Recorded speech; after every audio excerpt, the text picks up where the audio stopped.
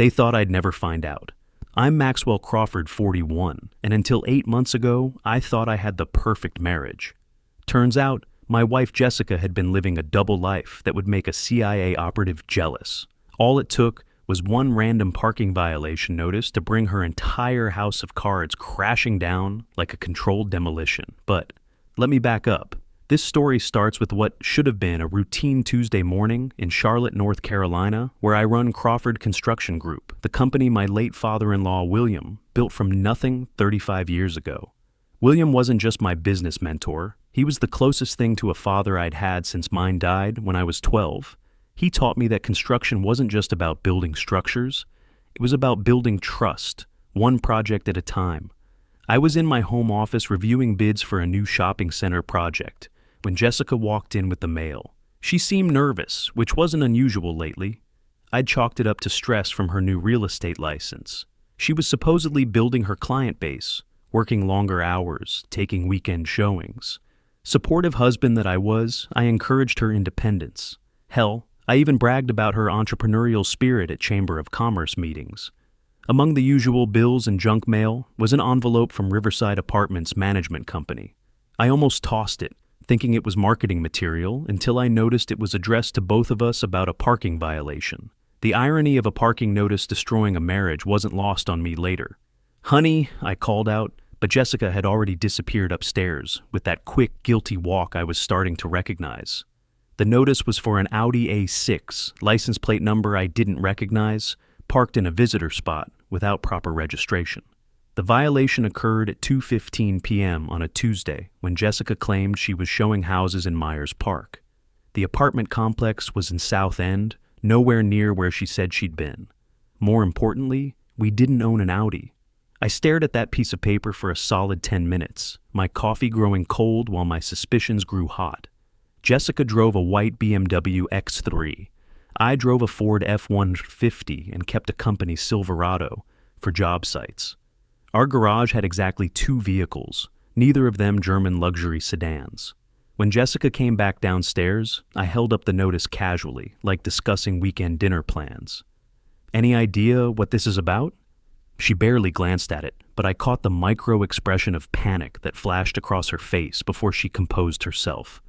"Probably a mistake. You know how these management companies are with their records." Her laugh sounded forced, like someone trying too hard to convince themselves of their own lie. That night, I couldn't sleep. The violation notice sat on my nightstand like a ticking bomb. At 2 a.m., I did something I never thought I'd do in 15 years of marriage. I went through Jessica's purse. Hidden behind her insurance cards, I found a car registration for a 2022 Audi A6 in her name, purchased 10 months ago. Financed through a bank I'd never heard of, some boutique institution that specialized in high net worth individuals. The down payment was $8,000 cash. My wife of 15 years had secretly bought a car and somehow kept it from me. The financial implications hit like a sledgehammer to the chest.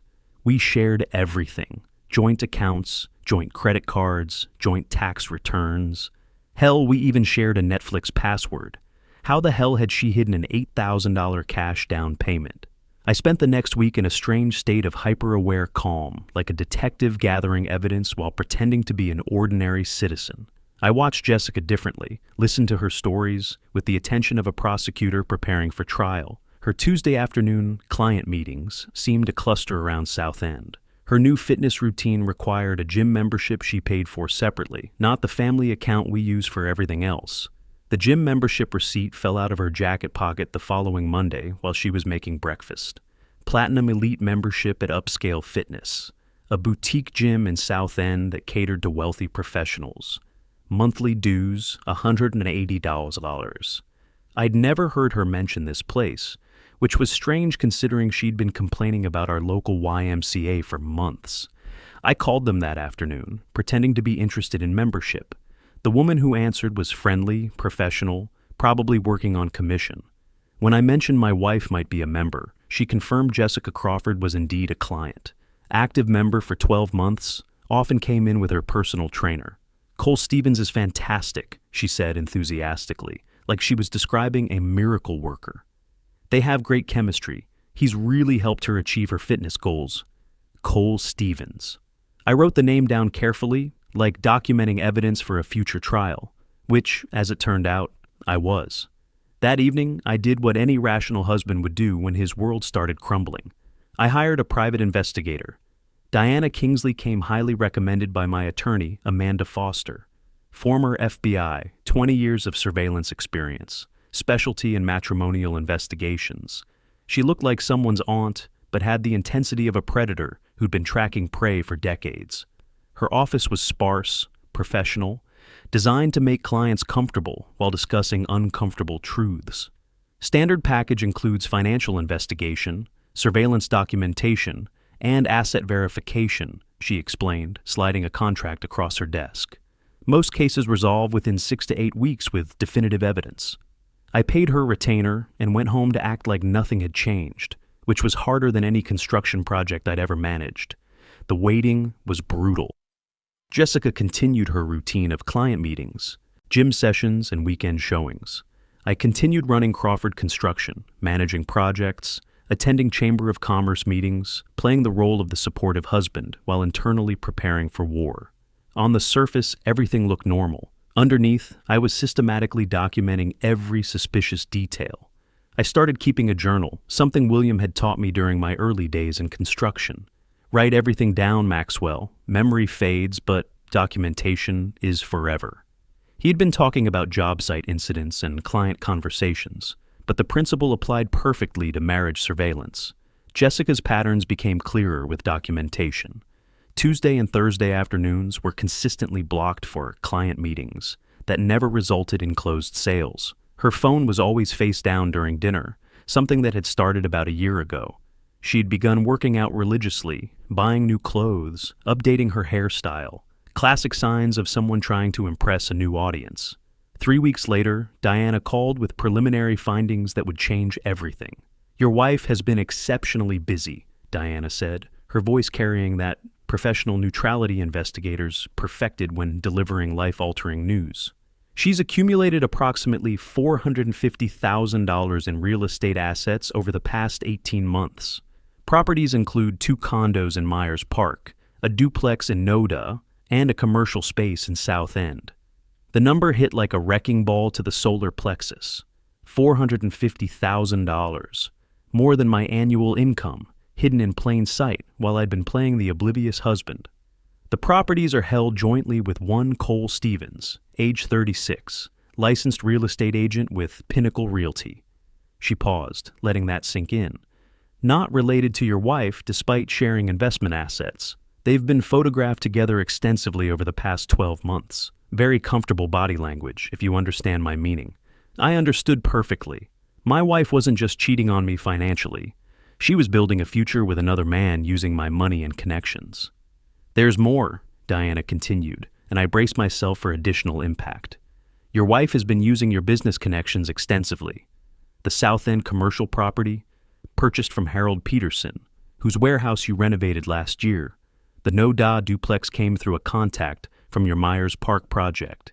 She's been leveraging your professional network for personal investments." That night, I sat in my truck outside our house for an hour before going inside, watching the warm glow from our kitchen windows while processing the magnitude of Jessica's betrayal. She wasn't just unfaithful, she was systematically stealing my professional equity to fund her escape plan. Jessica was in the kitchen when I finally entered, cooking dinner like the devoted wife she pretended to be. She looked up when I walked in, smiled that familiar smile I'd fallen in love with 16 years ago, back when we were both young and stupid and believed in forever. "How was your day, honey?" "Productive," I said, amazed at how normal my voice sounded. "Very productive." Over the next month, Diana provided weekly updates with photographic evidence that painted a picture of systematic deception, worthy of a corporate espionage thriller. Jessica and Cole Stevens weren't just business partners or casual lovers. They were building a comprehensive life together, using resources and connections I'd spent 15 years developing. Bank records showed Jessica had been siphoning money from our joint accounts in small amounts over 18 months. Never enough to trigger my attention. Always with plausible explanations. Home improvement supplies that never materialized into actual improvements.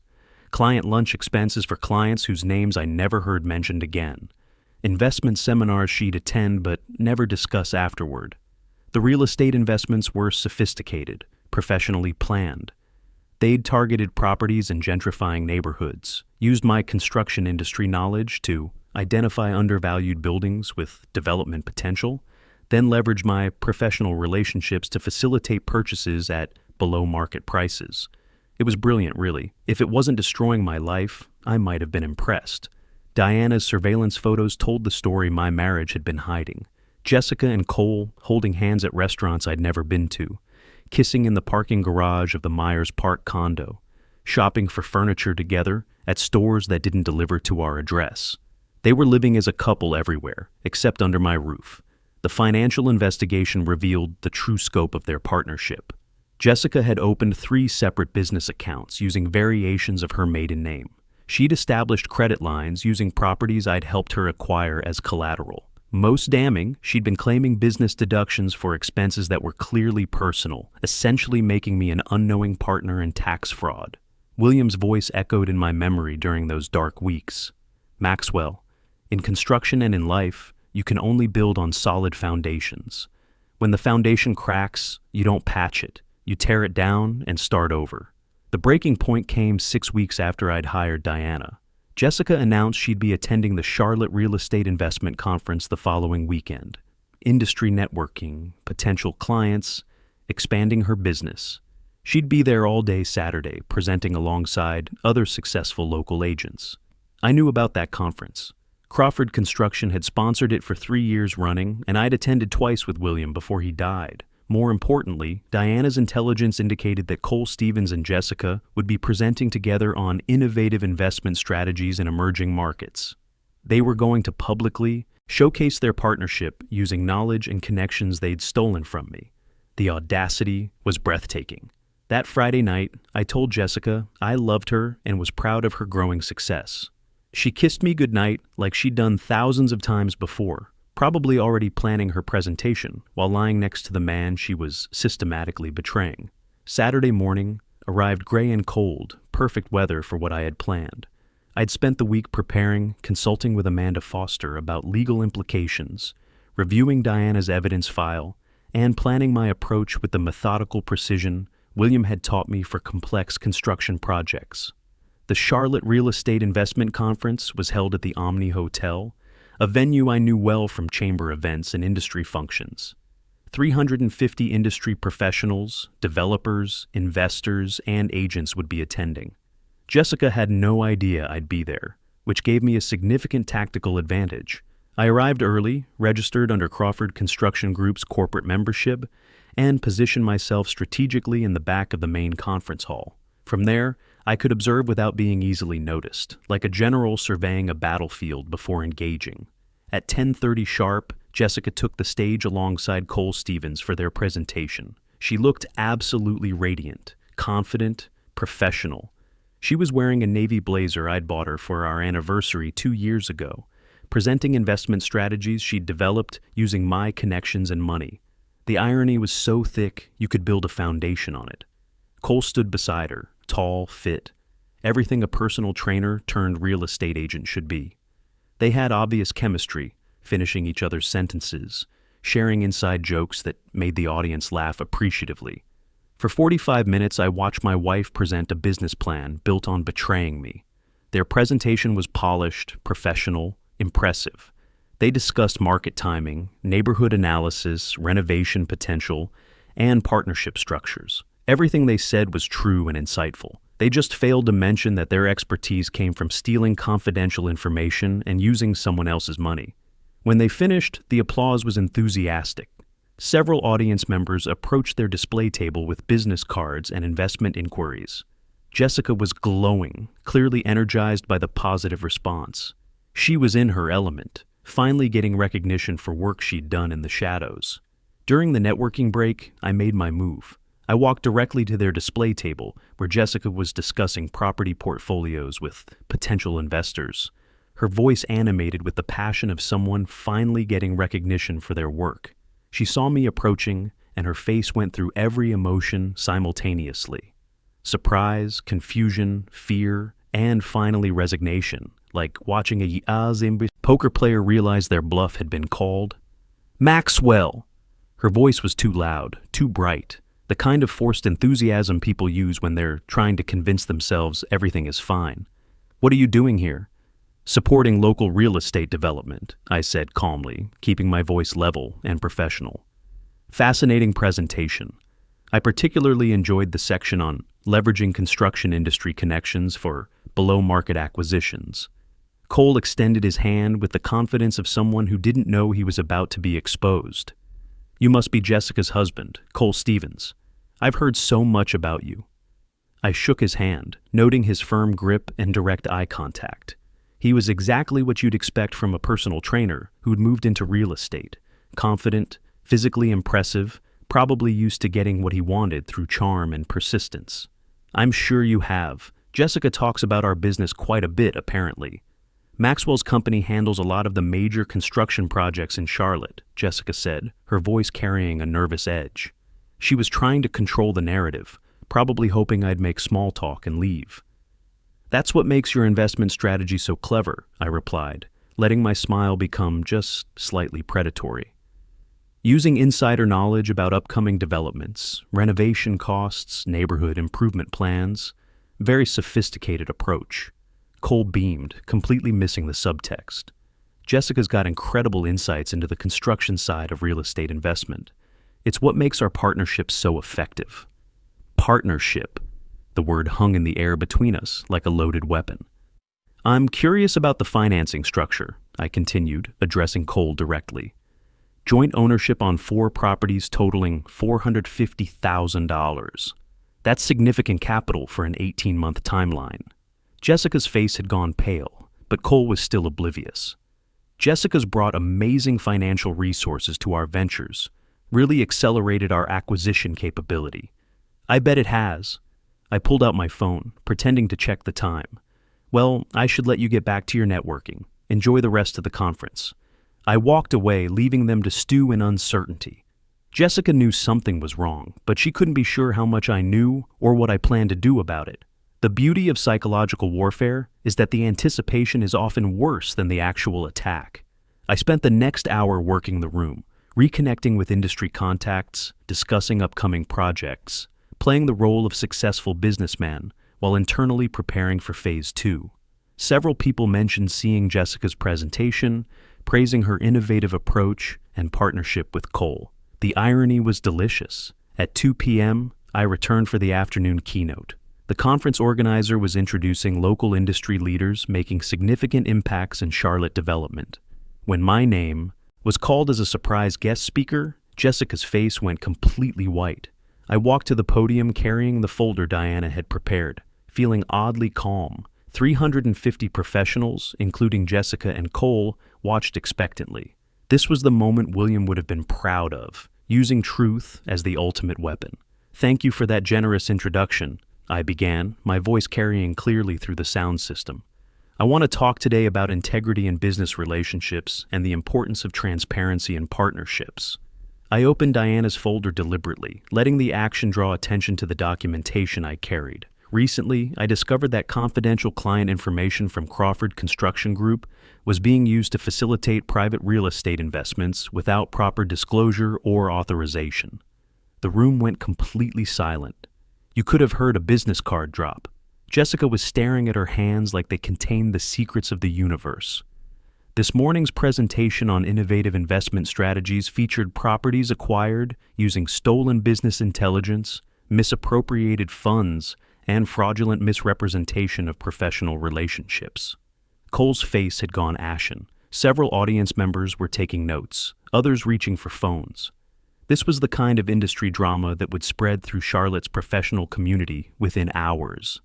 The presenters failed to disclose that their $450,000 investment portfolio was built using resources illegally obtained from my company and personal finances. They also failed to mention their romantic relationship while presenting themselves as purely business partners. Murmurs rippled through the audience. I could see people turning to look at Jessica and Cole, who were both studying the table like it might offer escape routes. Crawford Construction Group will be pursuing full legal remediation for industrial espionage, financial fraud, and breach of fiduciary duty. We've already initiated asset recovery procedures and contacted the State Real Estate Licensing Board regarding ethical violations. I paused, letting that information sink in. The legal implications were serious enough to end careers. Beyond the legal issues, there's a fundamental question of trust that affects our entire industry. When professionals exploit personal relationships for business gain, when they misrepresent their expertise and resources, they damage the reputation we all work to build. Jessica had gathered her materials and was preparing to leave, but the damage was done. 350 people had witnessed her public exposure, and many had phones recording the entire speech. In conclusion, successful investing requires trust, transparency, and ethical conduct. When those principles are compromised, the entire industry suffers. We have a responsibility to maintain professional standards and hold each other accountable. I close the folder with finality. Thank you for your attention and for maintaining the integrity that makes Charlotte's real estate community one of the strongest in the Southeast. The applause was scattered and uncomfortable, the kind you hear when an audience isn't sure how to react to unexpected drama. As I left the stage, Jessica was already gone. Cole was typing frantically on his phone, probably calling his broker or attorney. By the time I reached the lobby, my phone was buzzing with calls and texts. Amanda Foster had seen the presentation live-streamed and was already preparing legal documents. Diana sent a simple message, beautifully executed, invoice follows. But the most interesting call came from Harold Peterson, whose warehouse renovation had led to Jessica's first illicit property acquisition. Maxwell, his voice was grim, I think we need to talk. Harold's call led to a meeting that revealed the true scope of Jessica's deception. Sitting in his office the following Monday, surrounded by architectural drawings and construction permits, he explained how Jessica had approached him 6 months after we'd completed his warehouse renovation. She said you'd mentioned the property had development potential, Harold said, his weathered hands clasped on his desk. Claimed you'd suggested she contact me about investing in similar properties. Used your name specifically, Maxwell. Said you'd vouched for her expertise. Another piece of the puzzle clicked into place. Jessica hadn't just stolen information. She'd actively misrepresented our conversations and my professional recommendations to manipulate potential sellers. She offered cash, 20% above my asking price, said she needed to move quickly on the deal. Seemed like a godsend at the time. Harold's voice carried the weight of someone realizing they'd been conned. Now I understand why she knew exactly what renovations to budget for. By Tuesday morning, the Charlotte real estate community was buzzing with gossip that moved faster than concrete in August heat. Jessica's business license was under investigation by the State Licensing Board. Cole had been terminated by Pinnacle Realty. His employment ending so quickly, his nameplate was probably still warm. 3 of their 4 joint properties were frozen pending asset recovery litigation that Amanda Foster had initiated with surgical precision. Jessica moved out that Tuesday evening, taking only personal belongings and whatever remained of her dignity. She left no note, no explanation, no apology. Just absence where 15 years of marriage used to be, like demolishing a building and finding nothing but empty space. The divorce proceedings took 4 months of legal maneuvering that would have impressed William with its thoroughness. Amanda Foster was ruthless, documenting every fraudulent transaction, every misappropriated dollar, every breach of fiduciary trust, with the attention to detail of a forensic accountant preparing for war crimes trials. Jessica's attorney tried arguing for standard asset division, claiming she'd contributed equally to our financial success through supporting my career. It was a reasonable strategy under normal circumstances, but our circumstances were anything but normal. The evidence was overwhelming. Bank records showing systematic fund transfers, property documents revealing undisclosed joint ownership, recorded conversations between Jessica and sellers where she explicitly claimed my authorization for transactions I knew nothing about. Phone records correlating her movements with Cole's schedule, even gym membership records showing they'd been working out together for over a year before their real estate partnership began. During depositions, Jessica maintained that her real estate investments were legitimate business ventures that happened to benefit from her knowledge of construction timing and neighborhood development. She claimed her relationship with Cole was purely professional until recently, a partnership that had evolved naturally into romance. Cole's deposition was more damaging to their case. Under oath, he admitted that Jessica had provided detailed information about upcoming construction projects, renovation timelines, and neighborhood improvement plans that weren't public knowledge. He confirmed they'd been romantically involved for 14 months, significantly longer than Jessica had claimed.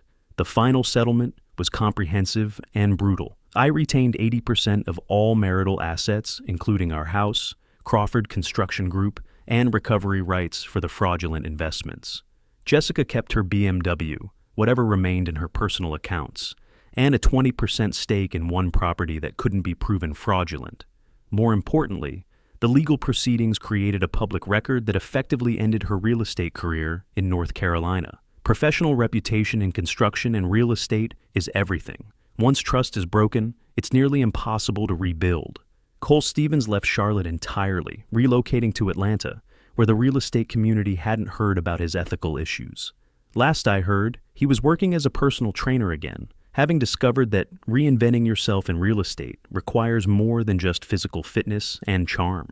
Jessica sold her remaining property stake and moved to Raleigh, attempting to rebuild her reputation in a different market. I occasionally see her LinkedIn updates trying to establish credibility as a real estate consultant, but the Charlotte incident follows her like a construction lien on a troubled property.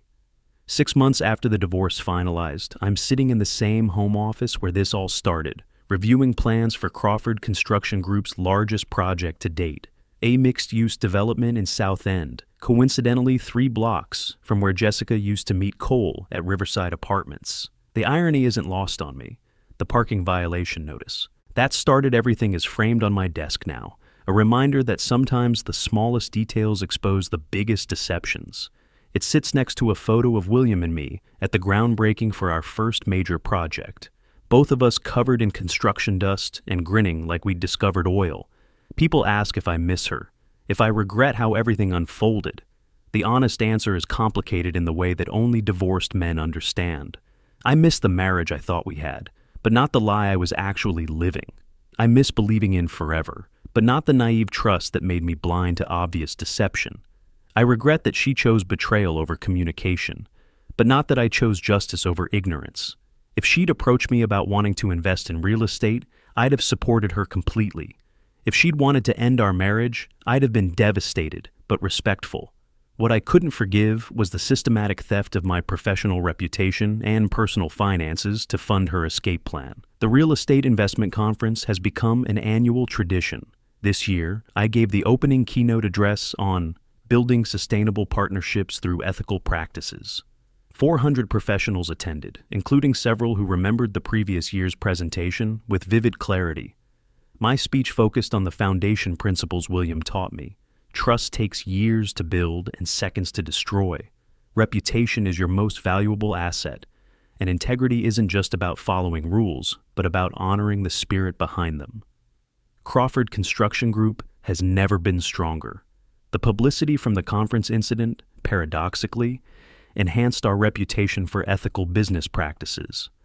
Clients appreciate working with someone who values honesty enough to expose fraud publicly, even when it's personally costly.